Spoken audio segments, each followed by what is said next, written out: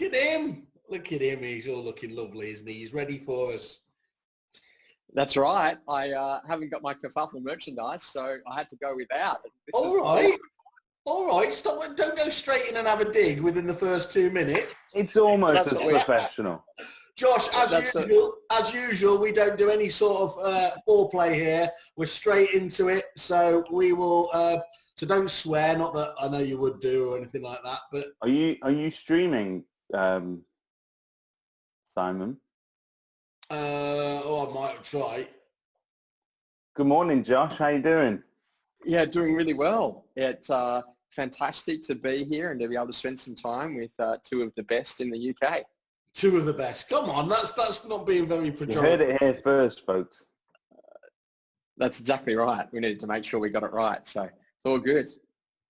So, Josh, while Simon works out the technical side of streaming and stuff, we could be here a while. I'm going to ask you a little bit about your morning routine. Oh yeah, because one of the key things is that I just think that like how you start day is how you end it, right? So if you can get a whole level of intensity packed into the beginning of the day, you just have an incredible level of energy and momentum. And this is a really important piece of work that called "Be Excellent at Anything" that was written by Tony Schwartz. And in that, he talks that not every hour is equal. He said there's a massive difference between, the energy in 1 hour at 9 a.m. and maybe the energy in the hour at 5 p.m. in the afternoon. And so you can't manage time, but you can manage energy. And so one of the most important components is to think about what you're really doing at an energy renewal cycle to significantly get your energy to be able to perform at its best and to be able to get that energy to sustain throughout the course of the day. So I've been spending a lot of time in perfecting that for me over the course of the last 15 or so years since I read that piece of work. And the big driver for me is about that if I don't get it done in the morning, I certainly won't get it done in the afternoon. And I just know that like literally the intensity of these days, and particularly during COVID-19, it really does require you to have a tremendous amount of energy because of all the things that you're reading, all of the different audio that you're listening to, the podcasts and things and videos that you're watching. There's a lot of new information. And at the same time too, you need to be rapidly adapting. So morning routine for me is about waking up pretty early. I like to start as early as I can. And so that means I've got to go to bed early the night before. I try to kick most mornings at about 4:15 to 4:30. I've slightly made that a little bit later during COVID-19. I've been having a sleep in, so I aim to get up at about 4:45 at the moment. Literally, I go in, I've got my gym already, I've got a ski erg, get 500 meters out on that, get out, go for my run for literally 5K. Come back in, do another ski erg, and then literally just getting ready for the day and just making things happen as much as possible. So most mornings I'm here in the office by about 6:20 at the moment, during the COVID-19 era. That's because we're already kicking off events in New Zealand by 7 a.m. our time, which is 9 a.m. New Zealand time. And then we're working through most days through until about maybe 4 or 5 o'clock I'll finish. And then I'll literally just be doing calls from about 6 o'clock through until 8 p.m. most nights, Monday to Friday.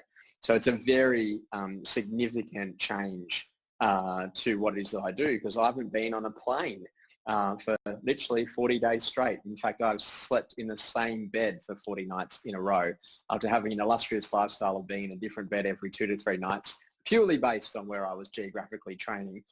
It has been a really significant change and a big shift to ultimately what it is that we do as a company. Are you missing it, Josh? Are you missing all the travelling? Oh, I can't wait. I can't wait. Last time I was in the UK, I remember getting off on a train stop at Derby and feeling like I was literally on the actual set of Thomas the Tank Engine. So, it felt particularly back in time. But I think I'm not missing that. I think that like at the end of the day, the goal's always the same, right? What we really are here to do is to inspire estate agents to achieve their potential and to reach financial freedom. And, that goal doesn't shift, just the method of delivery shifts. And when you think about that, if you can connect with the passion of what it is that you do in terms of the core purpose of what a business is, then that really does significantly change the game on how you feel about it. And there have been days that I've been exhausted, there's no doubt. There's days that I wonder whether or not I still want to, have an existence of living like this for the next 20 years if this was the only way of staring into a Zoom camera. But what I do know is incredibly important is that it's the reward. And we had a really amazing thing happen only last week. We were doing some work with an incredible brand, Harcourts, over in Christchurch. And what they did there, which was incredible, was that we got to the end of the session and there was 800 people on this particular webinar and they said, "Oh, Josh, can you just stop speaking for a moment?" I said, "Yeah, okay." till we stopped, and the owner said, okay, Josh, we're just going to do something that you probably haven't heard for 6 or 7 weeks. And they got everyone to open up their microphones and got everyone, and they'd organized to have this spontaneous applause.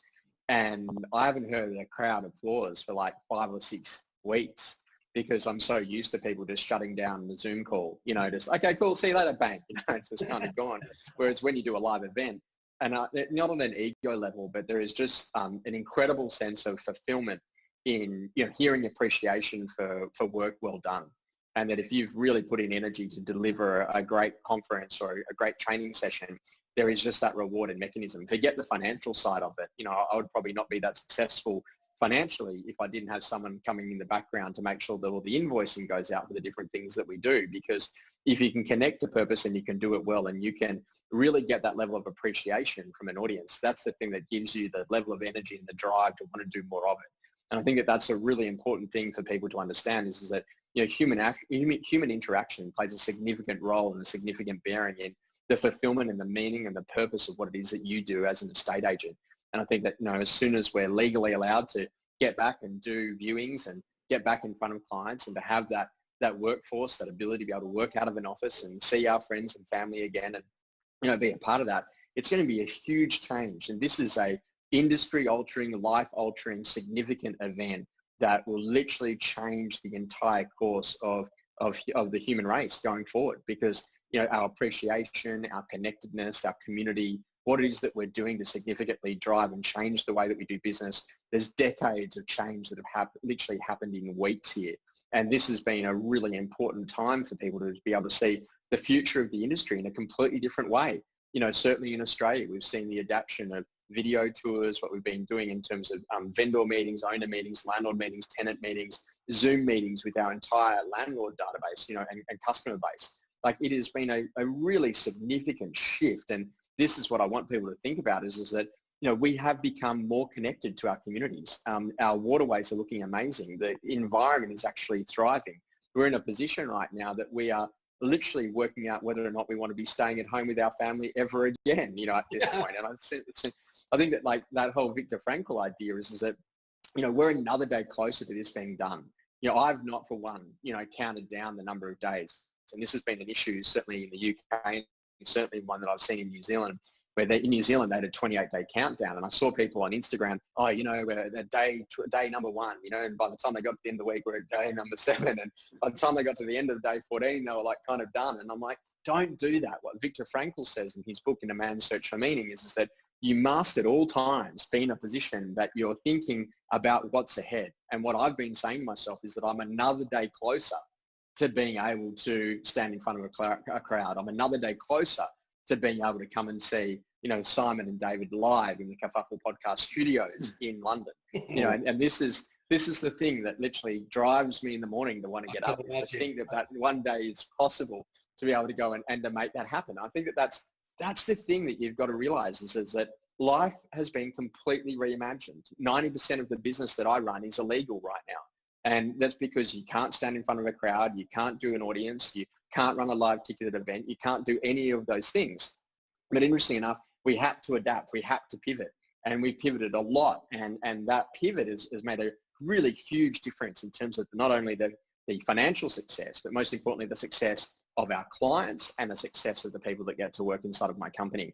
And, I'm very proud to say that not a single person in my organization has taken $1 less home throughout the course of COVID-19. Every single person has maintained full employment, and they've had full benefits right the way throughout this course of this period. And it is my intention as the employer to absolutely do that until the absolute last moment that we can. And I think it is such an important part in being a great leader. I wouldn't be brave enough to tell Kylie she was getting any money less either. So, yeah. Well, interesting thing is that she was the first to turn around and say to me, if there's anything that you ever need, if the company needs any extra funds, whatever, I'm more than happy. We'd go back and we'd redraw on the mortgage to help you out. How much did you take her for? No. And we never even needed that. But what I think is that goes to show the true depth of real human relationships, and understanding your role as a leader is that if people can see that, that you're finding a way and that you'll do everything to make sure that they're looked after on the way through, this builds tremendous amounts of loyalty, and you'll never have a recruiting problem again inside of your business. And I think that like this is the important part. A lot of people haven't seen this as the opportunity that it can be. I understand that situations are different, but I can tell you what, I've just pared back lifestyle. I've made some changes. I've pulled some money from different locations. I've got myself in a position where I've changed product and service mix. I've adapted quickly. And what I always say is it took me 3 or 4 years to really understand my business model and 10 years to perfect it.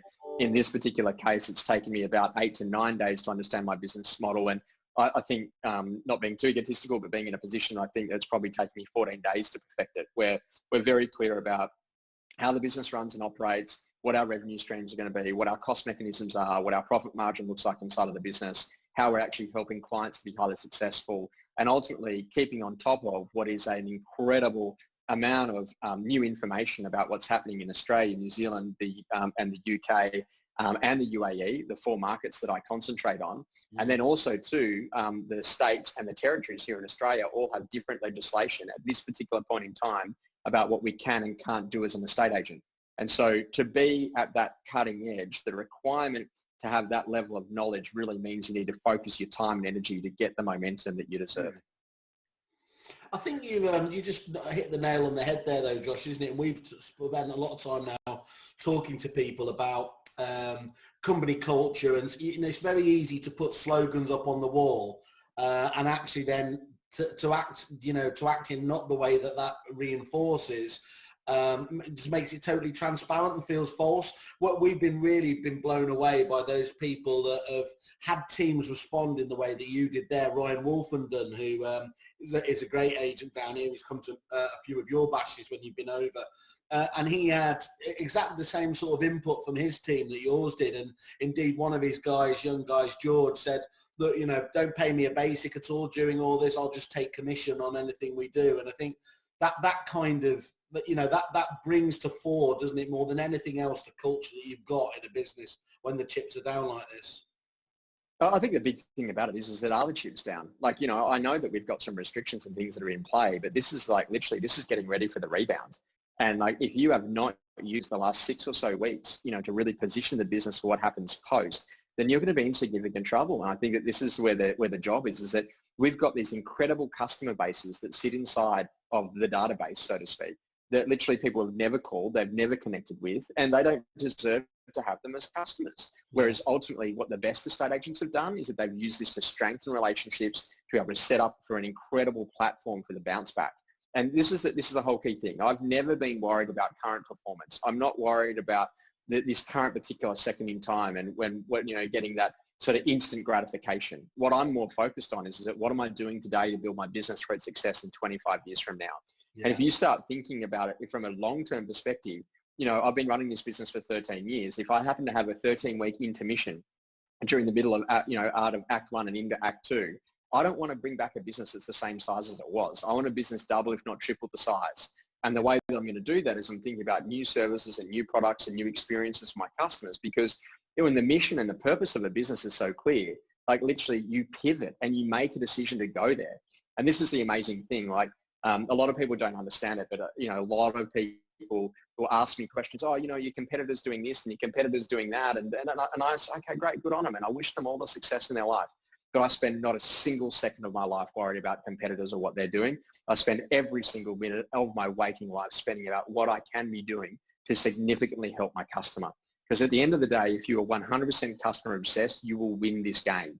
And this is important. You've got all of these landlords. How many of our clients in the UK have made the decision to go and do a Zoom webinar like this for every single one of their landlords to talk to them about the process and what they can and can't do as a part of the process? How many of us have got back in front of all of those people in our local communities to talk about what we're doing to support local communities and local businesses as they come back online?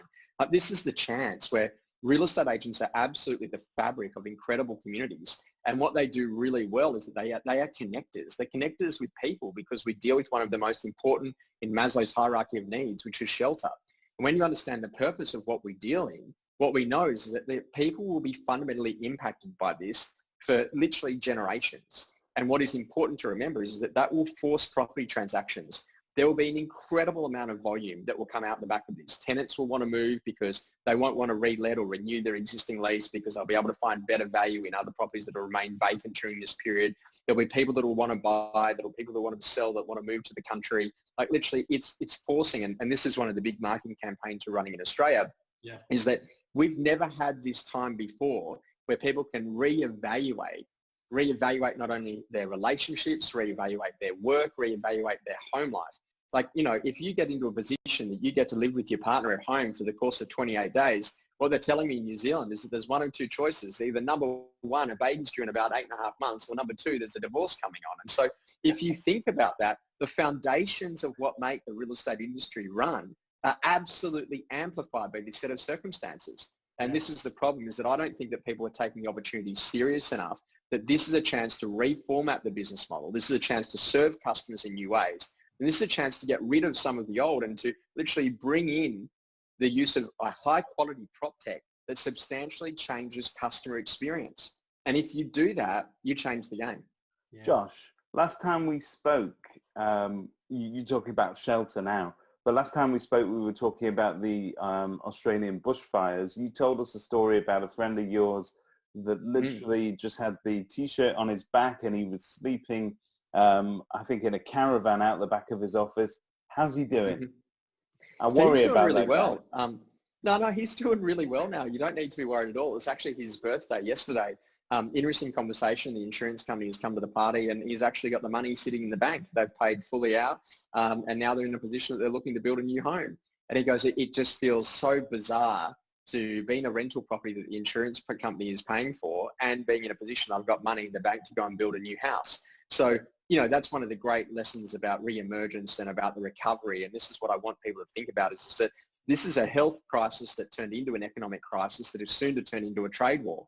And, you know, like I'm going to say, if you think about what's happening in the UK, dare I mention the word Brexit, but I think about this whole conversation, this pandemic is going to make Brexit look like an absolute drop in the ocean. Well, and Josh, I think that it'll literally allow reformation. Yeah. It's essentially us preparing for Brexit. This is just a dry run.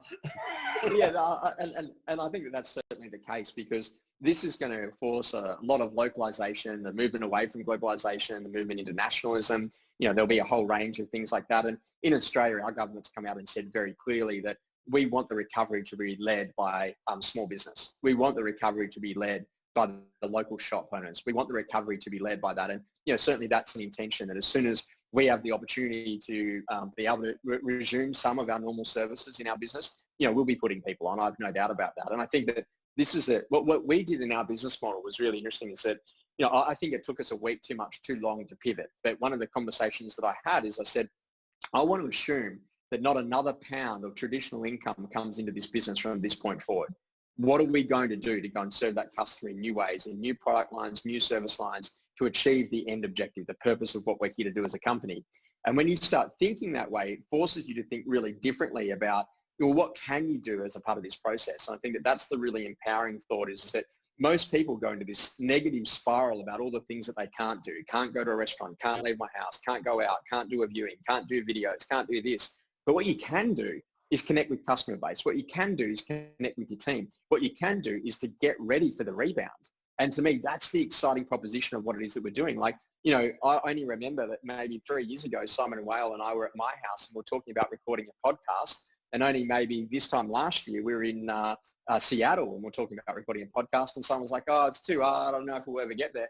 Now he's like literally produced more podcasts than anyone on the entire face of the earth. And I'm going to need about literally 4 weeks off to permanently listen to the hours of podcast content. It didn't surprise me, because I know that as soon as someone gave him a microphone, it was going to go off. So there wasn't going to be any problems there. So let me just, as we said, our issues with Facebook are many and numbered. You'll notice we're not actually streaming live to Facebook at the moment, but we are recording, by the way, to do this. Just to let you know just how special we are. I got the message back as we started to stream it live. your message couldn't be sent because it includes content that other people on Facebook have reported as abusive. So I did see what you did with the Star Wars animation, and I do agree with that particular reporting. So that's how edgy we are, Josh. We are already, Zuckerberg sees us as a threat. Well, what we're going to do is we will pretend that this is going out live later, right? Mm-hmm. And re-release it as a premiere. So, Josh, for those that don't know your background, I mean, I've attended some of your seminars, and they are phenomenal. I find them that they sort of re-energize agents. I look around the room, there were a lot of tired faces there early in the morning, and you challenge them just to keep going and to keep sort of asking themselves better questions, I suppose. Where did the property journey start with you? Why property? How did you get into the industry? Where did it all begin? Oh, so this is such a great, such a simple story. You know, my dad was in a position in a regional country town. He's got 9 brothers and sisters. They literally, they got in a car, they left Sydney, and they went as far as the fuel tank in the car would go, and they ended up in a little place called Albury, which is a little regional city. And when they got there, my grandfather was actually a white goods salesman. He used to sell door-to-door fridges. And one day, the guy that he was selling a fridge to said, "You'd be better to sell where these fridges go." He said, "What do you mean?" He goes, "Well, the house." He goes, well, I can sell houses. And so he literally went and started the first ever Phegan estate agency back in 1972. My dad joined in the same year in 72 as a real estate agent, as did all of his brothers. And so they literally became this massive force in that particular market at that particular point in time. By the time that things got to about 1980 or so, there was a conversation, you know, typical sitting around the boardroom. My grandfather said, "Who would like to go and open the office in the next location?" And no one put up their hand. So he looked at my dad and he said, "Well, look, your name's Brian. You're the first in the alphabet. You can go." So it was very advanced business planning. As a part of that, Dad went across and started his business. And literally, when I was born in 1982, my dad was already a real estate agent. Prior to that, he was a builder in the construction industry, building residential homes. And the interesting conversation, you know, as a young child, I just became fascinated with it. I would wake up, you know, at 4 or 5 in the morning. And, you know, just because I was sleepless, I didn't know that was an actual thing. And I'd wander out, and at 5:30 in the morning, I would see my dad there sitting by a desk, and he would be reading, or he'd be listening to either Zig Ziglar or Brian Tracy, or, you know, some of the absolute greats of the American motivation scene back in those days. And it was on cassette. That was a tape type device where you could fast forward to get to the start of side B. Literally interesting conversations is that Dad would be listening to that. And as a young child, Mum and Dad had a bit of an argument one day, and Mum said, "You're not spending enough time with the kids," and Dad said, "Well, I'll fix that." So he got me a little suit and said, "Well, you're going to come out." And so I went and started doing viewings and inspections on properties, and literally collecting rent. 6 years old. So we would go and collect rent on Sundays from tenants that hadn't paid. We would do auctions, as you call them in the UK. We'd do open for inspections, and literally, I didn't know that wasn't a thing. And so from age 6 right the way through till probably 16 or so, every Saturday I'd go and work with Dad doing open houses and auctions and being inside of the real estate scene. And most days, if I got picked up from school, if I wasn't catching the bus home, I'd go to the office and lick envelopes, particularly at the end of the month, for all the statements for all of the landlords. And I can still taste those envelopes many years on. So the journey into property wasn't a natural one. I did like property. My dad hated me for it. By the time I was 18, I absolutely wanted to buy my first house. I think the moment that I became 18, I did buy my first house with Mum and Dad's help back in the day. But literally, I got my name on a title, and it was a great little house, and I still own that property today. And it's been an incredible journey because lots of different things happened. I worked in newspapers. I worked as an accountant. I worked as a DJ. I ran nightclubs. I've done lots of things. I had my own go-kart racing team at one point in time. I joined a circus for 3 days. But then literally I got myself into a position that one day my dad rang me and he said, "Hey, do you want to go to the Australasian Real Estate Conference, which was held by John McGrath?" I said, "Oh, well, look, I'm on my way driving back down from Brisbane after I was leaving the circus." I said, "I might as well go and have a look at that." So I went to that conference, and literally I remember walking in there, and there was just that feeling, the emotion, you know, the amazing, you know, the music, the big sound, the speakers, the lighting, you know, just like walking into something. We know it today. Yeah. ARIC, yeah. So when I went to ARIC for that first ever time, it's the first time I'd ever seen anything like that before. You know, I think back in those days, it was probably about 1,500 or 2,000 people. And John McGrath got up and spoke, and I found him quite inspirational at the time. And there were some amazing speakers that were there, and including guys like Bob Wolf out of the United States. And I just thought, you know what, wow, this is absolutely amazing. And I became hooked on sales. And what I worked out is that I naturally, over time, I'd initially thought that I had some sort of form of depression. And this was an interesting thing when I was a DJ, in that I was, when you're in a small community and there's not much going on, I had a very active brain. And the problem is that it was a Ferrari engine for a brain, but it had bicycle brakes. And so I had to try to figure out how to stop it. And so that's why I started doing the DJing on Friday nights. And one day I just worked out that, like, literally, I've got an addictive personality. And so what I wanted to become addicted to is I wanted to become addicted to helping people to be successful. And I wanted to become addicted to, running, because these things, if I could run somewhere, I could see the world. If I could be in a position that I could help other people achieve their potential, the feeling, like the chemical feeling that just goes off in your brain, knowing that you've given a piece of advice that has helped someone to be successful in an area that they weren't, is probably one of the most rewarding feelings that you'll ever get. And I think that, whether or not that's evident or whether or not it's not, what I think is important is that you just got to keep on doing it. And, I just see that literally if today was the last day that I was here on earth, I would literally tell you that there is not a minute of every day over the course of the last 13 years in running this business that it has not been an absolutely thrilling ride.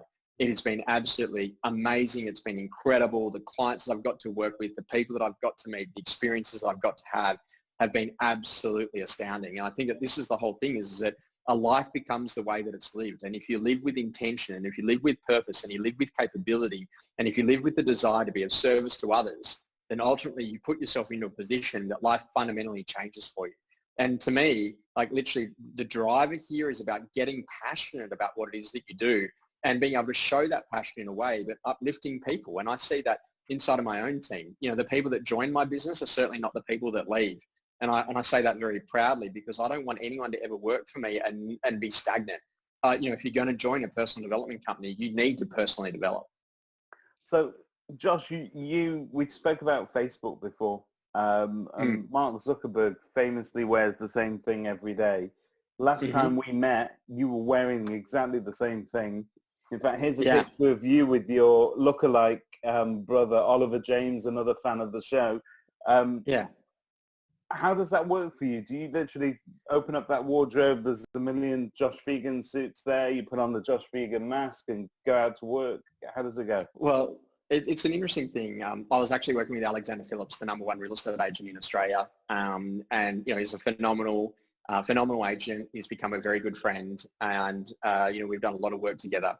And when I first started in the real estate training business, I thought I had to stand out. I had the big pinstripe suits. I had the tie.